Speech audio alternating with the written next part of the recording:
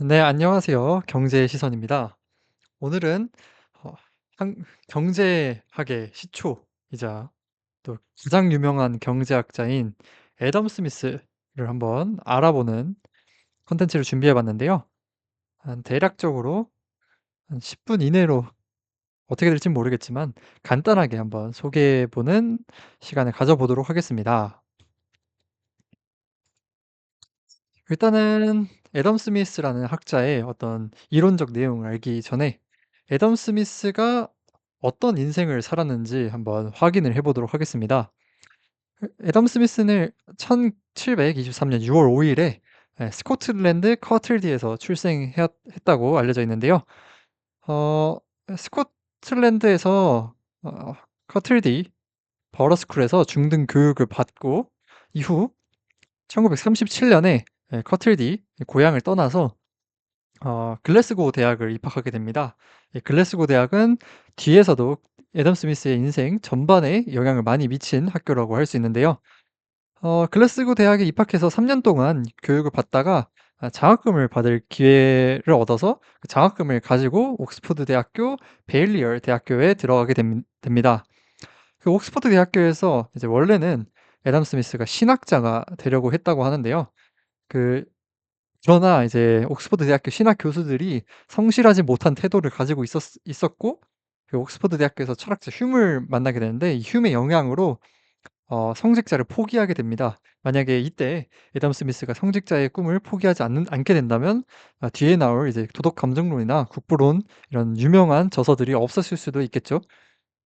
근데 이 흉은 이제 대표적인 무신론자였습니다. 그래서 애덤 스미스도 이에 영향을 받아서 신과 자연이 자 신이 자연과 인간을 창조했다는 것은 인정하면서도 신이 계시와 명령을 통해 자연과 인간 사이를 다스린다는 것을 거부하며 자연과 인간 사이는 인간의 이성으로 파악할 수 있는 어떤 자연적 질서에 따라 운동한다고 보는 자연신학 또는 이신론을 채택하게 됩니다.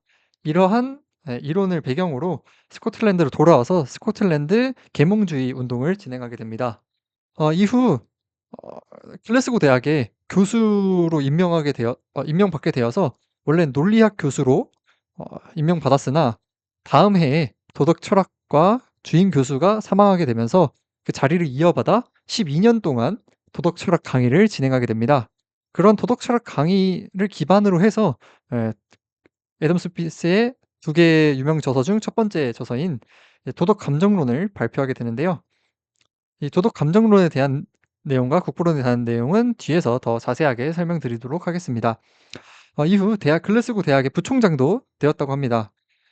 1963 년에 이제 교수직을 사임한 이후에 젊은 버클로 공작의 가정 교사가 되어서 전 세계를 여행하게 되었는데요. 어 이때 많은 이제 학자들이나 이론가들을 만나게 되면서 이제 좀 지식의 지평을 넓히게 됩니다. 제네바에서는 볼테르를 만나게 되고 파리에서는 케네 튀르고 등의 중노 학파와 교류하게 됐습니다.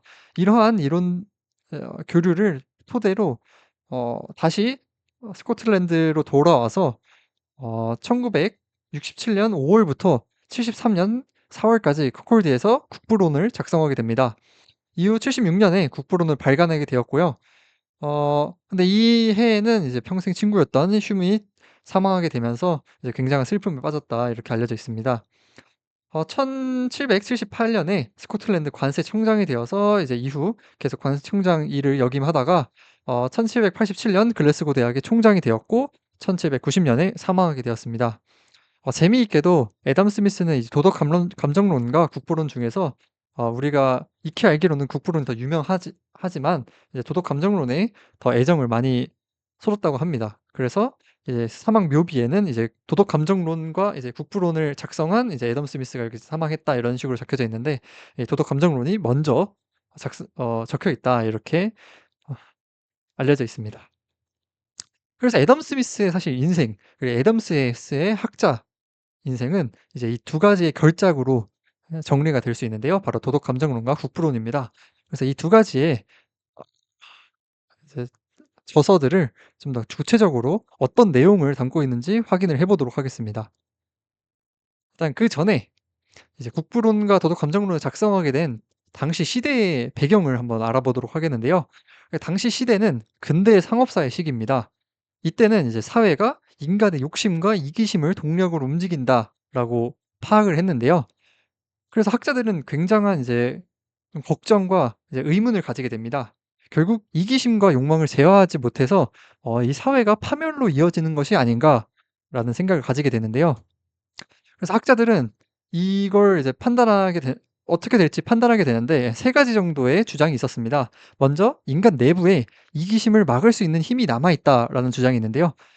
"인간은 사익 추구와 인내심, 양심이 함께 있는 상태다." 그래서 약간 어떻게 보면 성선설에 가까운 혹시 혹은 뭐 성모선학설 요 정도의 이 '인간에 대한 판단이 있었다.'라고 볼 수 있고요. 두 번째로는 이제 좀 반대로 성악설에 가까운 이야기인데요.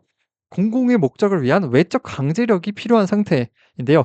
인간은 자신만의 이익을 추구하면서 사회는 투쟁 상태로 이르게 되고 계약을 그렇기 때문에 계약을 통해서 절대 권력자에게 인간의 자연적 권리를 통제하는 권한을 필요하다라는 이제 이야기입니다. 약간 사회계약론적 입장이고요.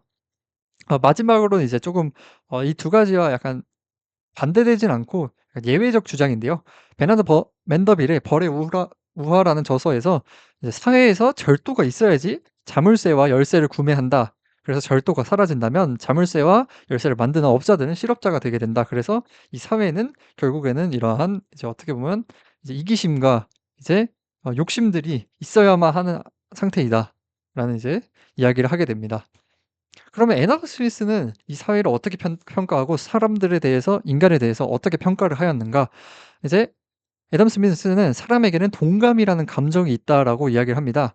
그리고 이 동감이라는 감정을 통한 사익 추구는 공익을 만들게 되면서 이러한 논리 구조를 통해서 이제 "사회가 유지가 된다."라는 이야기를 하게 되는데요. 이러한 내용은 이제 도덕 감정론과 국부론을 통해서 좀 더 구체적으로 설명하게 됩니다. 제 생각에는 약간 1번 쪽의 입장에 좀 더 가까운 애덤스 이야기라고 생각이 들었는데요. 그래서 어떻게 보면 쪼금 '인간에게는 조금 더 선한 마음이 존재한다.' 약간 요렇게 저는 이해를 하였습니다. 먼저 이제 애덤 스미스의 첫 번째 저서인 도덕 감정론이란 어 저서를 먼저 설명드리겠습니다. 이 도덕 감정론은 앞서 이야기했다시피 동감이라는 것을 가장 주된 이론적 내용으로 어 이 이론을 전개하게 되는데요. 그럼 동감이라는 것이 무엇이냐? 우리가 일반적으로 알기에는 동감 좀 어떻게 보면 좀 긍정적인 감정이죠. 뭐 사랑이나 어떻게 보면 이해 약간 요런 것들과 좀 비견되는 감정이라고 저는 생각을 하는데요. 애덤 스미스는 동감을 이렇게 설명합니다. 행위자가 처한 상황을 잘 아는 공평한 관찰자가 행위자의 행동이나 감정이 적합하다고 여길 때 느끼는 감정. 약간 역지사지의 감정으로 이야기를 할 수 있는데요.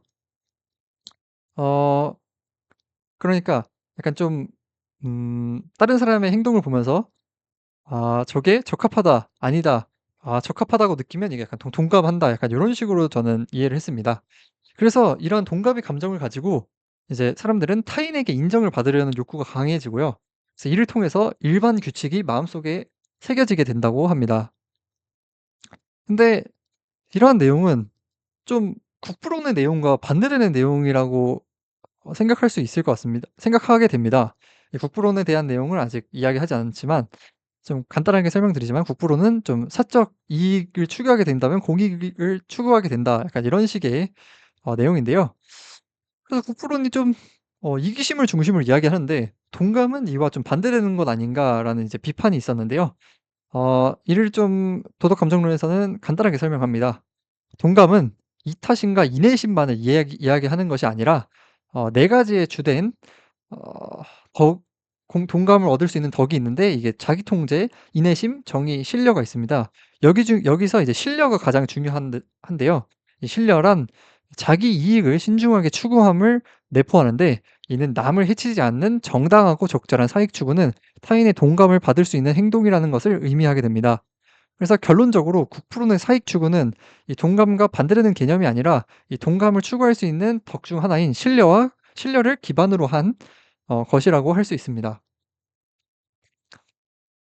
다음으로 이제 국부론에 대한 내용을 한번 이야기해 보도록 하겠습니다.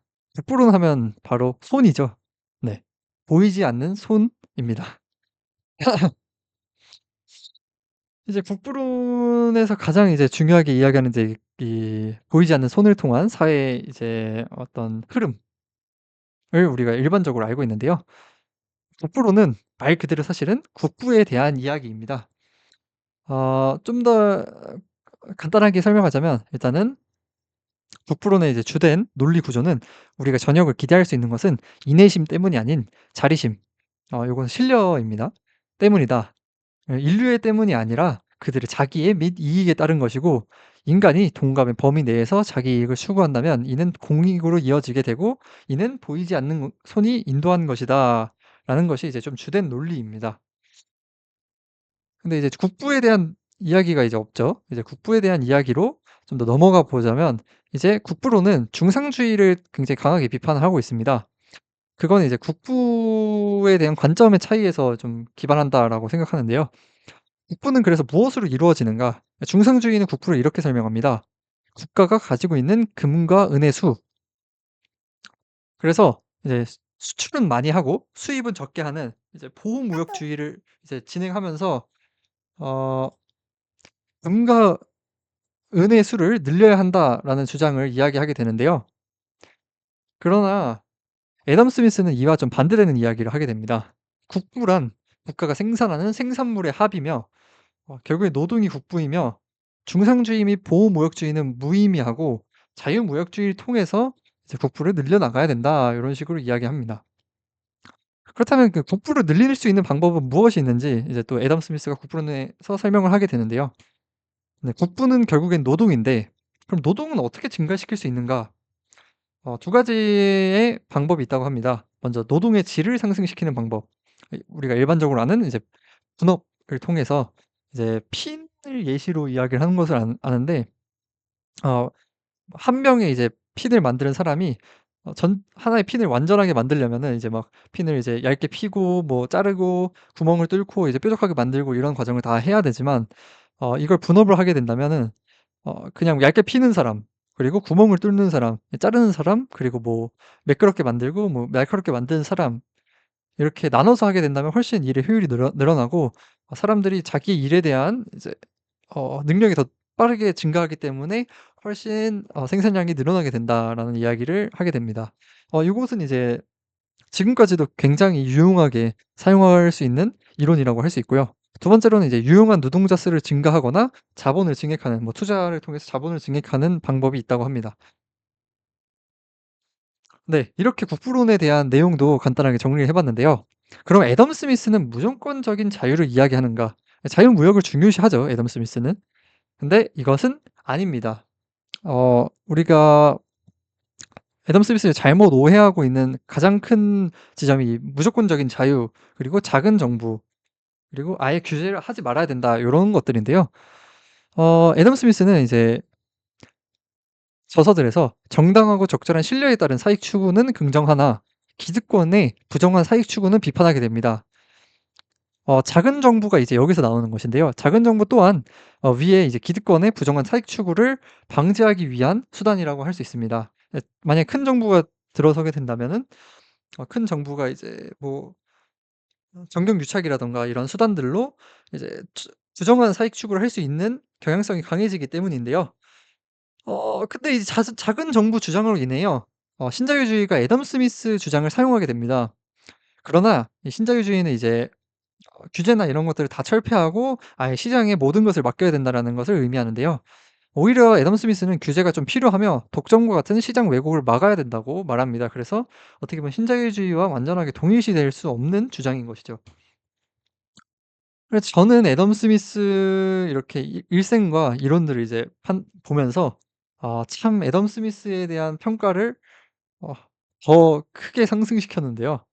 애덤 스미스는 굉장히 통찰력이 뛰어나면서 경제학의 시초다운 학자라고 느껴졌습니다. 그러나 그렇기 때문에 애덤 스미스가 이제 워낙에 어 출중한 사람이기 때문에 이를 왜곡해서 자신들의 이론에 사용하는 경우가 많다고 느껴졌는데요. 그렇기 때문에 애덤 스미스의 이론을 우리가 좀 더 알아놔야 되는 상황이다라고 좀 느껴졌습니다. 이 두 가지 저서를 통해서 인간에 대한 시각 그리고 정제에 대한 시각을 모두 멋있게 풀어낸 학자라고 저는 생각하게 되었습니다. 그래서 이렇게 애덤 스미스에 대해서 간단하게 한번 알아봤는데요. 다음에는 또 다른 경제학자 혹은 학자 뭐 여러 가지 인물들에 대해서 한번 알아보는 시간을 가져보도록 하겠습니다. 그럼 지금까지 시청해 주셔서 감사드리고요. 앞으로도 좋은 콘텐츠로 만나 뵙도록 하겠습니다. 감사합니다.